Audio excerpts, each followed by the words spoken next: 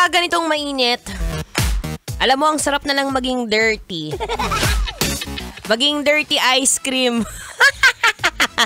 Yung buong araw ka lang malamig, nasa ref ka lang, chill ka lang, tapos naghihintay ka na may kakain sa'yo. Ganon. Sana all.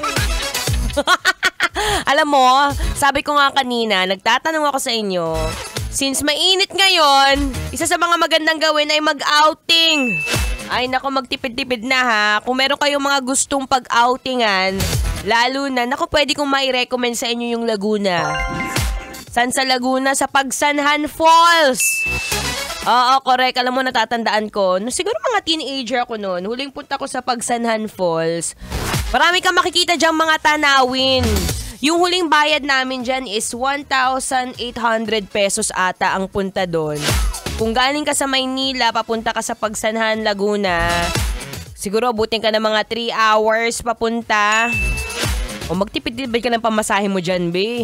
Huwag nang gastos ng gastos. Mas worth it na gagastusin mo yung pera mo sa mga lugar na pwede mong pagkainitan ng pagkalamigan pala. Lamigan ng ulo, ha? Yung mga ganyan sa Pagsanhan, meron din dyan yung boat ride. Yun yung tinatawag na bangka-bangka. Kung di ako nagkakamali, parang yun is 1,250 pesos. So naman si DJ Maratoni, puro gastos! O hindi isa yan sa mga magaganda mong i-invest kasamang iyong pamilya. Kung paminsan-minsan lang naman di ba? Hindi naman masamang lumabas together with your family. O kung nagtitipid ka, pwede naman dyan sa may Pansol. Marami ring magagandang resort dyan, hot spring resort dyan sa may Pansol, Laguna. Pwede kang humanap dyan ng marami rin nagbebenta dyan ng mga salbabida kung hindi ka marunong mag-swimming.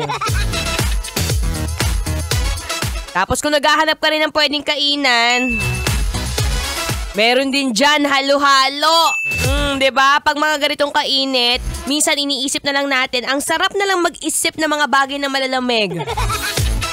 Sa may halo-halo naman po, meron din dyan sa may Pagsanhan, yung kay Aling Talengs halo-halo. Aling Talengs, baka naman. Ang sarap ng halo-halo nila doon, ang lalaki ng leche plan.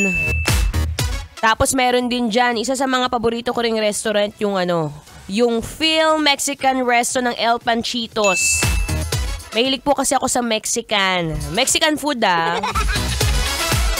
Yan, alam mo, ang sarap lang isipin ngayong nag-iinit tayong lahat. Yung mga lugar na pwede nating puntahan, lalo na kung isa ka sa mga kabisyo natin na naghahanap ng budget-friendly, pero at the same time, ay enjoy mo with your family.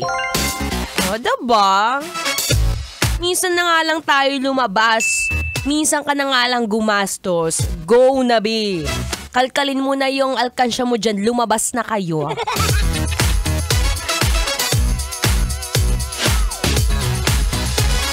Anyway, ako yung magbabalik ulit mamaya.